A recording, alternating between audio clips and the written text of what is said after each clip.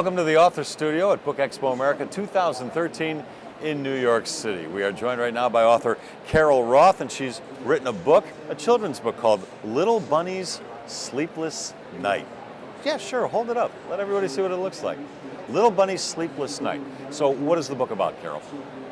Well, this is about a little bunny who's an only bunny. He has no brothers and no sisters, and he has trouble falling asleep at night. And he thinks that the way that he could get some sleep would be to have the company of a good friend. So he goes from one house to another for all his friends and asks if he can sleep over. And what happens is that each one of them has an annoying little habit that prevents him from getting any sleep. And then he realizes that what he needs to do is just to go home where he belongs and where there's peace and quiet, and he finally gets a good night's sleep, which is where he should have been in the first place, way back home. Carol, I hate to break it to you, this sounds like a marriage. Really? The person laying next to you has some annoying habits that keep you from falling asleep. Right. How did you come up with the idea? Well, my husband was an only child, and he always talked a lot about how he wished he had a brother or a sister. But I reminded him that sometimes it's good to be an only child, because once you have a brother or sister, there are certain things you have to contend with. So there's good and bad, and advantages and disadvantages to both. You've written a number of children's books, correct? Yes. How many? 10 so far. Mm-hmm. And is this part of a series, or is this a one-off? Is this a standalone book? This is a standalone book at this time. Mm-hmm. Okay. Tell me about why you enjoy writing children's books. Why you have found this to be your niche. Well, I think mostly the feedback you get from children when you do author visits. It's so rewarding to have them tell you how much they enjoy reading the books over and over again before they go to sleep at night. And the parents too will, if they compliment me on how much they like the book and how much their child enjoys it. It's such a good feeling inside to know that you've done something that will make children happy. How did you start on that path? When did you write your first children's book, and why? Well, 25 years ago, I had started out as a kindergarten teacher way back when, stopped to raise my children. But when they were in high school and I had time on my hands, I wanted to go back to work, but I didn't really think I wanted to go back to the classroom. So I remembered how much I enjoyed my course in college about children's book writing. And so I went back to school, took some courses in that, and that's how I got started. They gave us suggestions where to send your manuscripts, and that started along that path, and that was 25 years ago. And now it's 10 books later. Now, back when you were teaching small children, and I'm sure you were reading to them in the classroom, you certainly knew the books they were reading. Yeah. Did you at any time say to yourself, you know, that's an okay book, but I think I could do one better? Very often. It's funny you say that, because I spend a lot of time in the libraries, and there are so many outstanding books, but sometimes you see a book that you do pick up and say, I bet I could have done that, or I could write something even more exciting.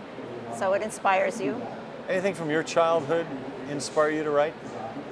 And to write about these particular subjects? I could say that my father used to love to write stories. Never had anything published, but he was a great writer and he loved to write poetry. So that was always an inspiration, and I always loved writing in school. So. Who would he write for? Would he write for himself? For your himself mother, and the family. For the kids? Yeah. On all birthdays, special occasions, he would write very beautiful poetry to us, and we saved them all.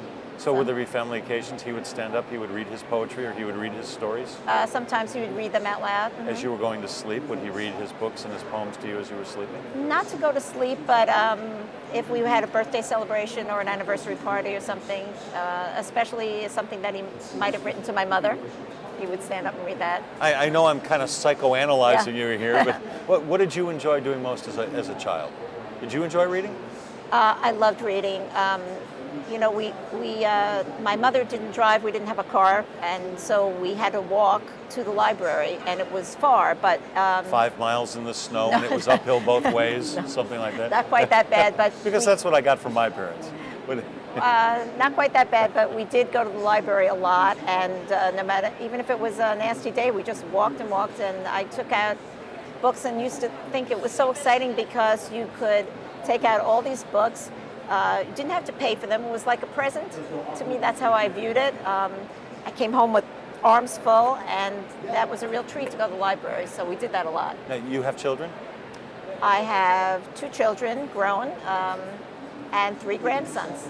Do you read your books to your grandsons? Well, I did when they were younger, and now they're from 10 to 15 years old. So I can't read them my books anymore. Are they proud of Grandma? I hope so. I Yeah. think so. One of them was here today. My daughter let him stay home from school. Well, if she wasn't So he proud could of you, go. she wouldn't have been here Right. with you, supporting So that you. was a treat. Well, this Yeah. is very nice. What do you have coming next?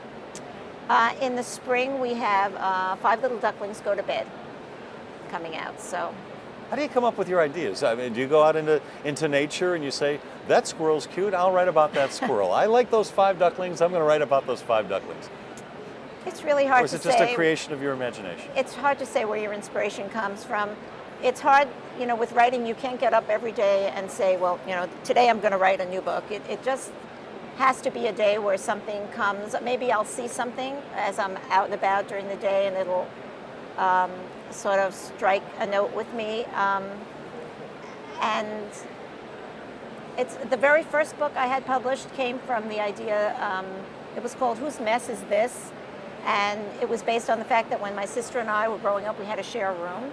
She was very messy and I was neat, and we had trouble sharing the room. So I came up with a story about 2 sisters who happened to be pigs. One was messy pig, one was a neat pig. And that's where I got that idea. So sometimes it's something right from your very own life that's going Sure. on. And is your sister still talking to you? She is, but when I do an author visit and she's there in the audience, sometimes I'll ask all the children, would you like to meet the messy pig? She's right over there. I'm sure she's thrilled with that. Well, once again, the book is called Little Bunny's Sleepless Night. The author is Right. Carol Roth. A lot of good luck with it. Okay, thank you very much. Thank you, Carol. Pleasure.